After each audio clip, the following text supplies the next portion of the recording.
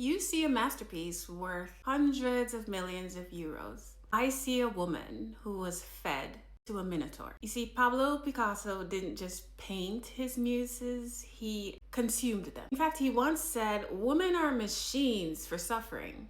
And he made sure they lived up to that. Welcome back to my series, Pretty Things with Strange Histories. And in today's episode, we're looking at the tragic muses of Pablo Picasso. To be clear, Pablo Picasso had many muses and he chose them very much like prey.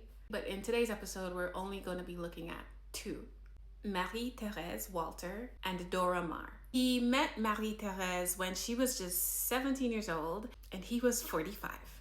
She became the golden muse of his surrealist period. But then came along Dora Maar, who was an incredibly talented photographer in her own right. And the shocking part is, apparently Pablo Picasso once forced these two women to fight in his studio while he painted them. Let's start with Dora Maar. By all accounts, on paper, Dora Maar was a genius. She documented the creation of his famous painting Guernica, but Pablo Picasso on his end mocked her photography, which she was incredibly good at, and instead encouraged her to paint, which admittedly she was not so good at. And then he painted her as the weeping woman over and over and over again.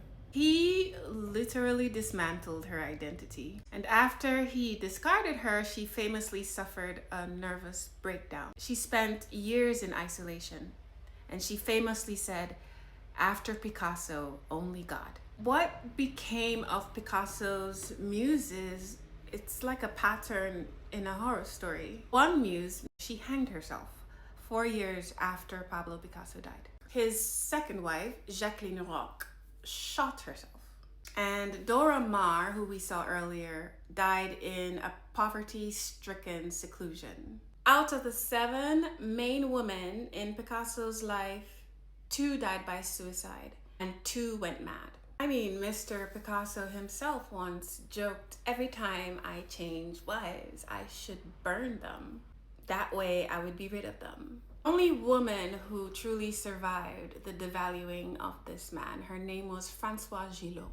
She lived to be 101 years old, and she was an acclaimed painter in her own right. She proved that you don't just have to be a pretty victim to be a part of art history. So what do you think? Do you think we can separate the art from the artist when the art is made of human suffering?